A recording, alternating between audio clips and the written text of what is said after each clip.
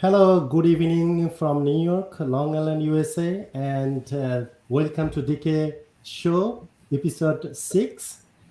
Is going solar a good idea? Yes, this is our topic today, and our two amazing guests will reveal the answer with their discussion today. In DK Live Show, every week, successful industry professionals are invited and they discuss about the current hot topics of their specialty. Today, I'm so excited that we have two amazing professionals in our studio, Tylor and Mark. They both are expert in their fields of practice. First of all, I'm going to introduce to you Tylor. Tylor, welcome to our show, Tylor. First of all, the Tylor is a seasonal network professional specializing in social growth.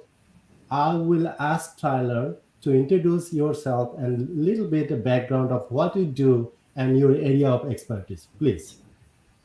Yeah, definitely. Deloar, it's really nice to be on this show. I've been watching your episodes, and you do a phenomenal job, and you have a lot of great connections and resources that I've been trying to tap into now for a while. So happy to be here. So I'm Tylor Mashkow. I'm 33 years old. I'm from Long Island, New York as well. Graduated from Islip High School in 2007. I've held a lot of great jobs on Long Island. I've worked for the Suffolk County Water Authority. I've also worked for the town of Babylon under Rich Schaefer. So I have a lot of great experience working with the communities all over Long Island, in New York City, in the five boroughs. Coming from a construction background and having a lot of my family members that are in construction, and I've just kind of grown up around being outside, working on houses and all that. But at the same time, I also like business, and I also like sales and marketing. So solar for me is just a great fit. There's a lot going on right now, especially here in New York with renewable energy. There's a lot of great programs available. And it's something that I really adore. I love the industry. And working with people like Mark is the reason why I'm as successful as I've been. Excellent, excellent. Thank you so much, Tyler. So now I'm going to come to Mark. Schmerler is an expert in developing and constructing solar power projects in dense urban settings for residential and commercial clients. I will request Mark, please introduce yourself and tell a little bit more about what you do in Long Island. Well, first of all, thank you for having us on the show. Really excited to be here. I understand from everybody I've spoken to that this is the show to be on anyone you want to discuss a serious topic.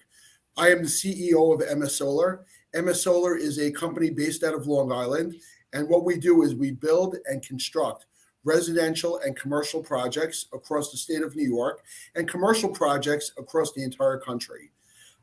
My background is actually not from energy. My background was from finance and actually the media industry. I originally started off at Time Warner, working to helping create something called the NewYorkDailyNews.com, actually helping create one of the first iPhone apps and the iPad apps. And unlike Tyler, I will not disclose my age because they'll start dating me. And then I worked into the startup world. And after working in the startup world and working with cap tables and all the great things that we hear and we see on shows going on, I discovered that the great new world out there is actually energy. Growing up, we took for granted that you turned on a switch, light was there. You turned on the faucet and water came out. And right now, it's not that simple anymore in the world. And therefore, I got into the energy industry. I'm helping here not only help people take control of their futures, but I'm also here to help make the world be a little bit of a better place and a greener place.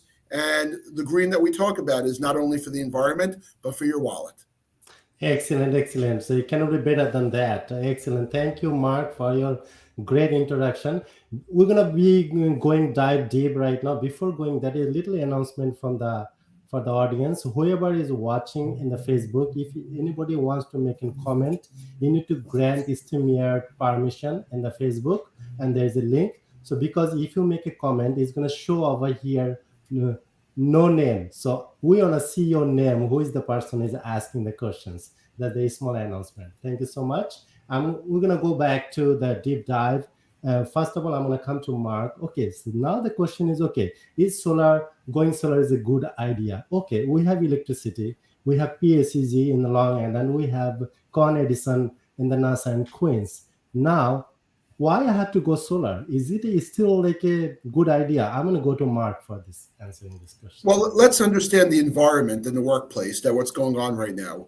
Anybody's keeping a track of what's going on. You filled up your car with a gallon of gas lately. You're paying a little bit more than $1 than you paid last year.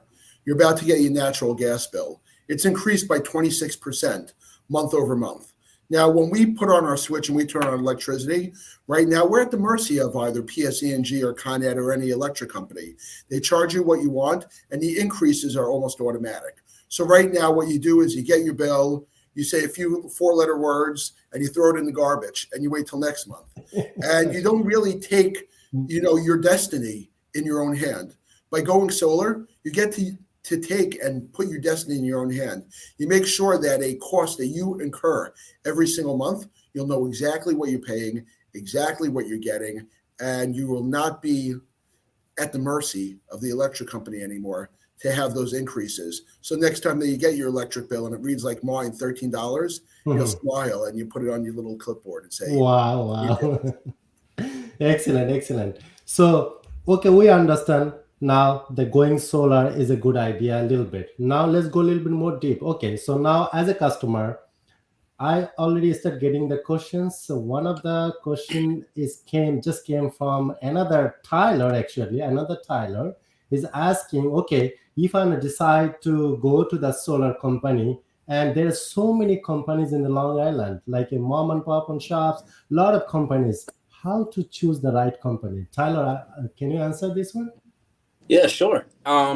It's really simple if you think about it. Solar is a new product, so people tend to overcomplicate it, right? When you have a leaky sink, you call the local plumber to come by and fix your sink. When your boiler is acting up, you call the local plumber. When you need to hang up a shelf, you call the local carpenter. You don't call a plumber from New Jersey or from Pennsylvania to drive over and fix your sink, right? You count on the local guy to come by that has a great reputation and help you out. So being on the sales side of solar, which is a scary word, sales. We don't have any fancy terminology like you do, Deloar, being a realtor. You're not a house seller or anything like that, right? You're a realtor. So in solar, we call ourselves energy consultants, energy professionals, or sales professionals, right? I like calling myself a sales professional because that's what I am. So how do you pick a good solar company? Well, first, start with someone local. Do your research. Do these people eat at the same restaurants as you? Do their kids go to the same schools that your kids go to? Or are they traveling from 2 hours away to come and install a solar system on your home, right? When you work with a local company like MS Solar, they're from Long Island, New York. Their entire crew's from Long Island or in the boroughs. They're relatively very close. We eat at the same restaurants. Our kids go to the same schools that our customers' kids go to. So I think it's just important to really partner with a local company, a local experienced company that has a good reputation, right? If you look at the mssolar.com website, you see how many panels they've installed. You see their accolades and credentials. They're a very established company. Marc's an expert. He's got a whole team of experts that work for him. He has MBAs that are engineers in our office here. So I think it's just a matter of having a local team that's experienced come and evaluate your home and then install that solar system on your home. So that way, once those panels are up there, they're going to be up there for a very long time. You want to be able to count on somebody that they're just a phone call away. They're not going to ignore your phone call. They're not going to avoid your emails. They're going to pick up the phone and answer any questions that you have. And we're going to be able to send somebody that's 10 minutes away to their home to inspect or to answer any questions that they would have. I think that's really, really important. And because solar is so new to the world, it's so new to Long Island. It's still new to Long Island, right? We've barely scratched the surface. I think it's just important to just not overcomplicate it and work with someone that's local. Work with someone that you're familiar with, someone that like in solar. So now the follow-up question comes. why there are so many companies. Why we should choose, or as a customer, we should choose EMS Solar? Yeah, Mark, I'll let you take that. Yeah. You know, when you go and you look at a company, one of the things you have to understand is what do they stand for, and what will they do. I tell people, a little story. In this business, it's a lot about word of mouth and referrals and people who have referred you. And I would say that our greatest referral source of we've ever dealt with was a person we actually did not install solar on their house. And it sounds really odd, and the reason why is a lot of people were telling them, yeah, your house is good, it's not good. But we actually sat down and spent the time and explained to them why it actually wouldn't work for your house, because solar does not actually work for every home. So if somebody has a good value and a good honor system, right, and that's a key component in anybody you choose, in any contractor, and any person you work with, you're going to get the person who's really going to be good to work with. And it's important to understand that, there's something to be said in the name. So people always ask me, what does MS stand for? It actually is in a foreign language. It means truth. And our logo is honesty, integrity, and quality. Excellent. And we don't only just say that in our logo, but we live by that. So when we're going to do a job by your house, we know we're going to do the right thing. I'm going to bump into you into the supermarket. Tylor is going to bump into you in the supermarket. My kids are going to go to your schools, and I see plenty of our old customers around, and I don't dodge them. I'm happy and I shake their hand. That's the difference who you decide to go with. So you are saying, I understand. So you are saying you are local and you are familiar, you have a good reputation, and you do a great customer service. When people call you, you pick up, you have a great customer service, follow-up call, everything you're going to be providing. That's why actually as a customer you're looking for, right? So okay, I understand. So we got the decide which company to go. And now the question is, okay, how to go about getting a proposal, right? Is it gonna cost anything, or how quick we can get the proposal? Tyler, you wanna take that? Yeah, sure. So it's really simple, actually. On the back of your utility bill, on the back of the PSEG bill, there's a bar graph that gives us pretty much all the information that we need. Everybody's got this graph on the back of their bill. It tells us how much energy you're using at your home for the entire year, every month of the year. A lot of people don't really look at their electric bill. They don't even realize that with PSEG, they break down the percentages of how you're being billed, what the delivery percentage charges, what the demand charges are, right? So it's really simple. You'd reach out to someone like myself. You'd have us stop by, or you'd email us your utility bill. First step is getting your electric bill. We need to play doctor and diagnose the energy that you're using at your home. Once we have an understanding, what Mark likes to call our needs analysis, once we do our needs analysis and we figure out what the customer needs, we're not coming to someone's home with a one-size-fits-all system. We are tailor-fitting a solar system to what the homeowner needs, right? So if you're just a solar company that only has one panel offer sitting in their warehouse and on their agenda is to sell that panel, it's hard to come to the customer's home and really tailor fit something around them. With MS Solar, we have so many different options. We have so many different products. They're all quality products. We use nothing but tier 1 products, the best of the best. But we're going to need to collect your electric bill, figure out how many panels you're going to need to offset the current usage you have. We take a look at the trees around your house to see if there's any shading. Although you're still getting sunlight, when there's trees, we're looking for direct sunlight. So the trees actually block the sun from hitting your roof. So we might have to give some trees a haircut. We might have to remove some trees. We kind of want to just get a feel of how much energy you're using in the home. So collecting the electric bill is step 1, and then spending 30 minutes with someone like myself and going over a proposal and seeing what that actually looks like on your home, getting down to the numbers and understanding how much money you're going to save. It's really that simple. So it's not a complicated process, right? It's very easy, 1 to 3. It's painless. Yeah, it's painless. Unless you catch me on a Sunday. I'm a little cranky on Sundays. Do you really need to be in person, or we can send it like with the phone, the bill, or whatever? We can do this. Yeah. I think ever since the pandemic, we've all gotten really comfortable with Zoom, with Google Meet, with video conferencing. As much as I love it, yes, to answer your question, Deloar, we could do it on Zoom. We could do it over the phone. But somebody like myself, I'm not afraid to go out there and get my hands dirty. I love interacting with people. I'm very comfortable being in strangers' homes and sitting at their kitchen table or on their couch in their living room and just talking about solar. It's what I love to do. I love to meet new people and talk to people. So yes, we could do it over the phone. Yes, we could do it in virtual. But I love meeting in person. I think that's where we get the most value out of it. Okay, we just got a question from Facebook user. The name is Jennifer. She's asking, what? Okay, we got the company, we got the proposal. Now, a lot of confusion. Is it going? Is it lease or finance? Which one is better? So, who's gonna take this question? I'll take this question. Okay. The answer is, I hate to say, it depends, right? So a lease and a finance, I'll explain the two differentiations. A lot of what we talk about with solar is reliant on still some federal subsidies, what we call tax credits. Mm-hmm. And an income tax credit, just to put back on my CFO hat, what I used to be for a moment, is there's a difference between a refundable and a non-refundable tax credit.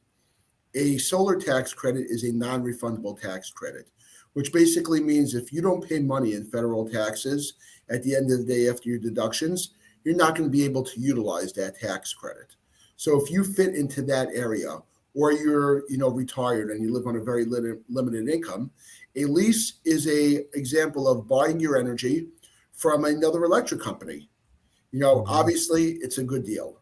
But if you have the ability to take the tax credits, and this is what people like Tylor do, I don't call him a sales professional. I actually call him a solar educator because he's really trying to teach people what's right for them. A finance, whichever way you like to call it, will always be better off for the customer because they get the true benefit of every tax credit, and there's no third party who has to make a profit off of them. But that being said, a lease is a good deal, a finance is a great deal, and paying cash is the best deal you could possibly get. And she didn't say to Leah the lease and finance, I wanted to add cash. Because if you're paying no interest, well, your return is greater and faster. Mm-hmm. Excellent. I want to just clarify that you were saying, let's say somebody is one of my neighbors is retired, right?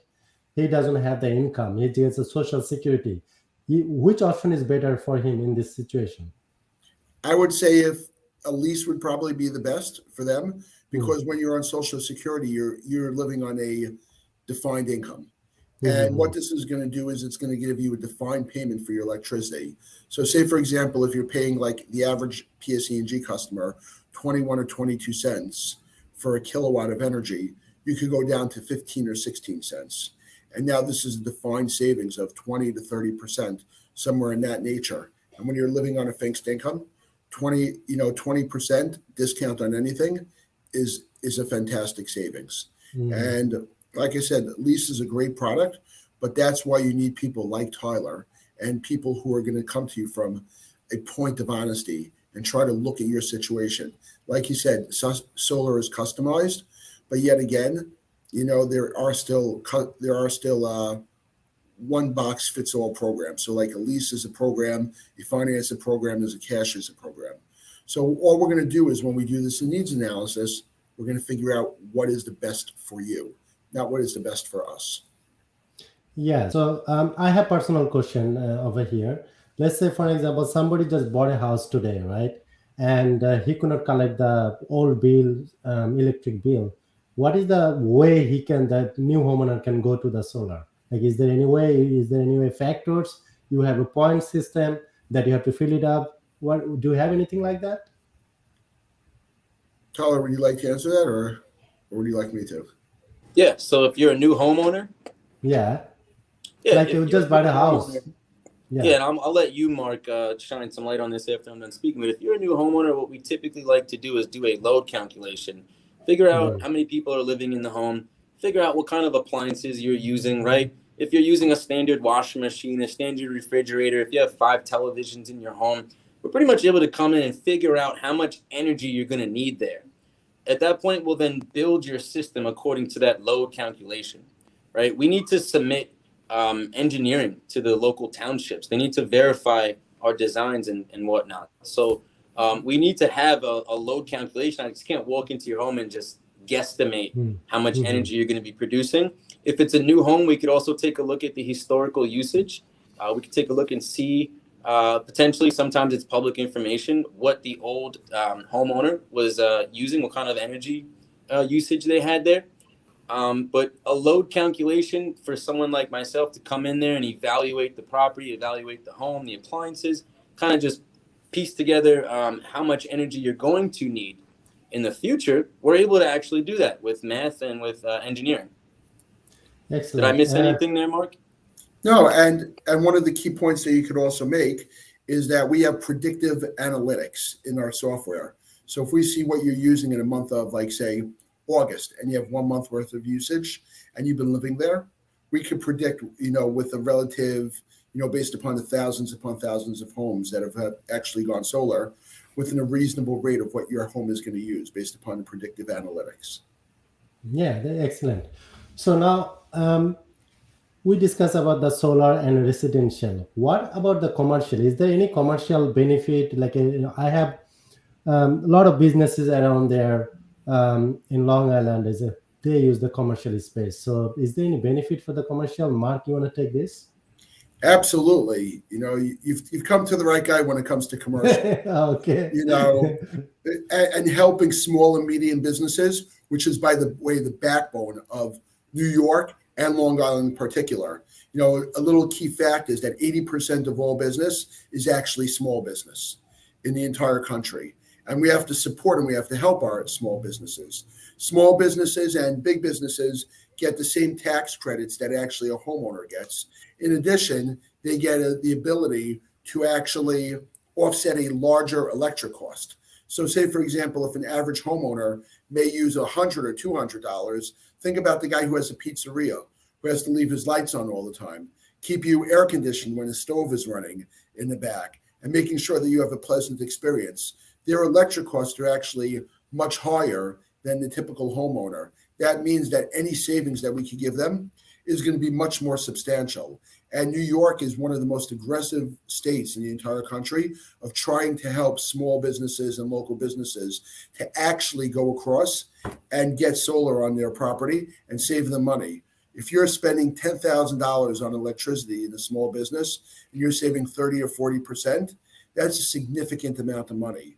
And every dollar that you change and you save is another dollar that you don't have to raise to the customer, and you don't have to pass along. So when a business gets hit with a 20% increase, we all wonder, when we go in and we buy soda now, hey, why did that go up 10 cents? Why did this go up there? Well, it's a factor. Fuel is more expensive. Therefore, the people who are shipping it are more expensive. Now, when fuel's more expensive, they raise the electric. And it's a cyclical nature, which is, very difficult for a business to overcome, especially a small business. And therefore, it's even more important for a small business to go solar. And New York State works with companies exactly like us to do this. I just want to add a small part is that New York City, I know some of us may do business or own property in New York City, and there's new local laws that are in compliance right now that buildings that actually use a lot of greenhouse gas emissions are actually going to start to get a green tax or a green tax. If they're not, energy efficient, they're actually going to get a surcharge on your building. So if you own a multifamily residential building in New York City or anything of that nature, 2024 is right around the corner. And even if you do nothing now, right, and you just pay the increased electric, you're going to be up for what's going to end up happening, which is going to be that you're going to start seeing this incremental expense that you're not anticipating. Now, once this expense is in place, maybe some of the incentives in New York City is not going to be in place. So you have a choice here. Are you going to be the leader and you're going to be proactive and take care of it right now? Or are you going to be the follower? You know what happens when you end up being the follower? It's going to end up costing you more. So there's no time now to go better than to go solar. Interest rates are low and the competition that's available is great. And, thankfully, we've been a leader in doing New York City solar and New York solar, especially for the small and medium businesses. because small and medium businesses are the lifeline of this state. And going solar, there is no cost, upfront cost, right? Absolutely. I'll give you the two rules. Is it no money out of pocket?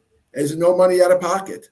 And then is it going to save me money? So if you answer yes to the first two and the third one, then it's obviously a great deal. And that's what New York State has. We have these programs in place for it.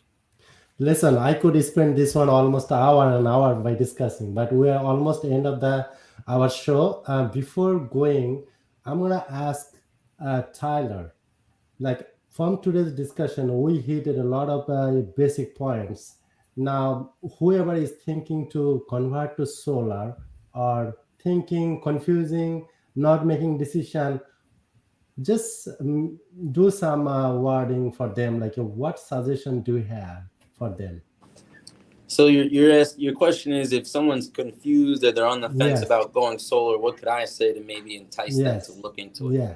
Yes. Well, that's exactly all you need to do. Look into it. It's not going to kill you to spend 30 minutes with me, a professional that represents honesty, integrity, and quality, and works with a team like Marc's over at MS. It's not going to kill you to spend 30 minutes with me to let you know if solar is a good option for your home, right? Worst case scenario, I leave there with you a little bit smarter and more educated with renewable energy.